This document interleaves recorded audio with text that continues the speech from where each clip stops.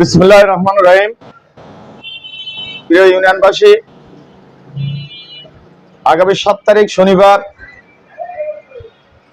পবিত্র ঈদুল আজহার নামাজ, কুরবানির নামাজ অনুষ্ঠিত হতে যাচ্ছে। এই আগামী কুরবানির ঈদ এবং ঈদুল আজহারকে সামনে রেখে বাংলাদেশ জাতীয়তাবাদী দল সোনাবাড়ী ইউনিয়ন শাখার পক্ষ থেকে প্রিয় ইউনিয়নবাসীকে আন্তরিকভাবে অভিনন্দন এবং শুভেচ্ছা জানাচ্ছি। সাথে সাথে আমাদের প্রিয় নেতা জনাব সাতক্ষীরা 1 আসন তালা কলারোয়ার সাবেক এমপি, সাতক্ষীরা জেলা বিএনপির সাবেক সভাপতি, কেন্দ্রীয় বিএনপির প্রকাশনা সম্পাদক আমার প্রিয় নেতা জনাব হাবিব ইসলাম হাবিব সাহেবের পক্ষ থেকেও সোনাবাড়ী ইউনিয়নবাসীকে আন্তরিকভাবে অভিনন্দন এবং শুভেচ্ছা জানাচ্ছি। প্রিয় ইউনিয়নবাসী, আপনারা জানেন বিগত দিনে আমরা অনেক কষ্ট, ক্লান্তি, অনেক ভয়ভীতির মধ্য দিয়ে ঈদগুলো উদযাপন করেছি। গত 5 তারিখের পর থেকে আমরা সারা ইউনিয়নবাসী সহ সারা দেশবাসী আমরা অত্যন্ত সুন্দর পরিবেশে, মনোরম পরিবেশে ভয়ভীতিকে দূর করে আমরা পবিত্র ঈদুল আজহা ফিতরের নামাজ উদযাপন করেছি এবং দীর্ঘ 1 মাস আমরা রোজা ব্রত পালন করেছি।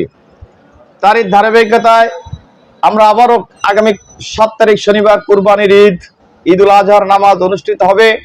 আমরা সারা ইউনিয়নবাসীকে সাথে নিয়ে আমরা অত্যন্ত আন্তরিক এবং সৌহার্দ্যপূর্ণ পরিবেশে আমরা যাতে ঈদ উদযাপন করতে পারি সেজন্য সবার সহযোগিতা কামনা করছি এবং সাথে সাথে সবাইকে অভিনন্দন জ্ঞাপন করছি।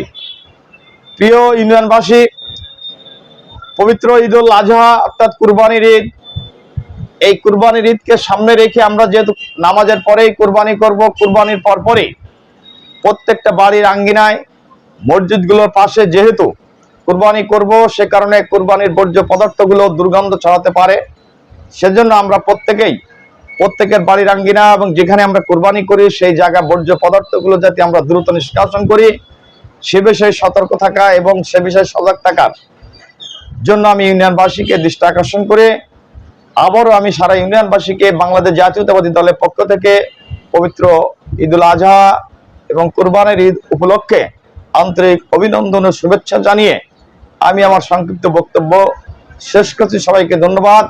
বাংলাদেশ জাতীয়তাবাদী দল জিন্দাবাদ। শহীদ জিয়া অমর হোক। তারেক রহমান জিন্দাবাদ। খালেদা জিয়া জিন্দাবাদ। সাইফুল ইসলাম হাবিব জিন্দাবাদ।